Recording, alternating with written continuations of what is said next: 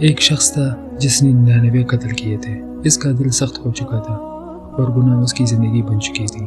ایک دن اس کے دل میں خیال آیا کہ میرے لیے بھی توبہ کا کوئی رستہ ہے۔ وہ ایک راہب کے پاس چلا گیا اور پوچھا، میں نے 99 قتل کیے ہیں، کیا اللہ مجھے معاف کرے گا؟ راہب نے کہا، نہیں، تمہارا کوئی توبہ نہیں۔ یہ سن کر اس نے راہب کو بھی قتل کیا۔ 100 قتل پورے ہو گئے، لیکن اس کی دل کی آگ نہ بجھی۔ اس نے پوچھا، اب کون مجھے صحیح رستہ بتائے گا؟ لوگوں نے اسے ایک عالم کا پتہ بتا دیا۔ وہ عالم کے پاس گیا اور سچ سچ کہہ دیا، میں نے 100 قتل کیے ہیں، کیا میرے لیے کوئی توبہ ہے؟ عالم نے جواب دیا، ہاں، اللہ کی رحمت سے کون مایوس ہوتا ہے؟ عالم نے کہا، اس بستی کو چھوڑ دو جہاں گناہ عام ہے اور اس جگہ جاؤ جہاں نیک لوگ رہتے ہیں۔ وہ چل پڑا، رستے میں موت آ گئی۔ اب رحمت کے فرشتے اور عذاب کے فرشتے آپس میں جھگڑ پڑے۔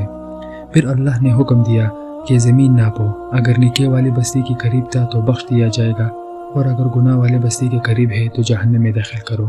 چنانچہ فرشتوں نے زمین ناپی، وہ شخص نیکی والی بستی کے قریب تھا۔ فیصلہ ہوا، اللہ نے اسے معاف کر دیا۔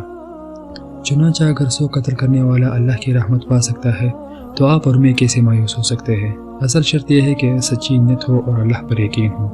گناہ چاہے جتنے بھی بڑے ہو، اللہ کی رحمت ان سے بڑی ہے۔ بس تو توبہ کا قدم اٹھا، اللہ خود رستہ بنا دے گا۔